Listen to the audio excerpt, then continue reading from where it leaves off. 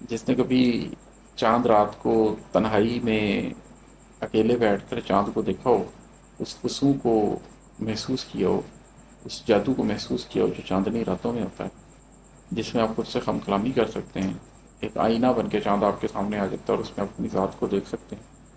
اس میں ایک دل نشینی بھی ہوتی ہے، اس میں ایک دل فریبی بھی ہوتی ہے۔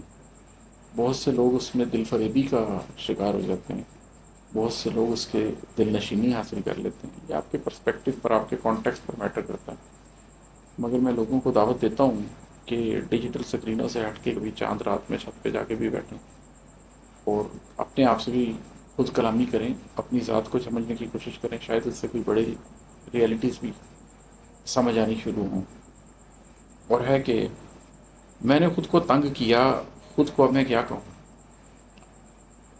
یہ جو ہم تنگ ہوتے ہیں نا، یہ ہم اپنے نفس ہمارا کے ہاتھ میں تنگ ہوتے ہیں، کسی نے ہمیں کبھی تنگ نہیں کیا ہوتا۔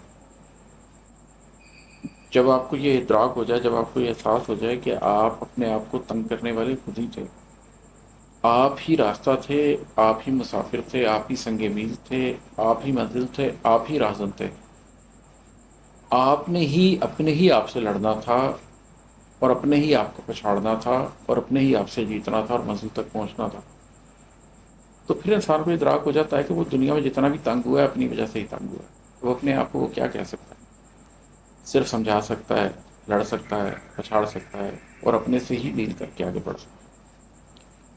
اور ہے کہ تم سے وقت پاؤں تو اپنے آپ سے ملوں۔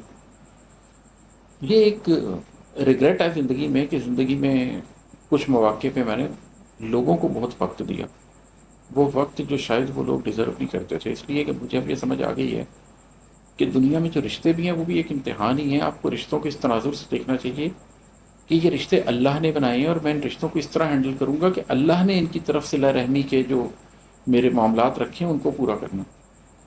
میرے والد نہیں ہیں، اللہ نے ان کو میرے والد بنایا۔ میرا بیٹا نہیں ہے، اللہ نے اسے میرا بیٹا بنایا۔ تو میں اللہ کے کی نسبت سے اس رشتے کو دیکھوں گا، جہاں تک اللہ چاہے گا وہاں تک اس رشتے کا ساتھ دوں گا، جہاں پر حدود اللہ آ جائیں گی وہاں اس کو چھوڑ دوں گا۔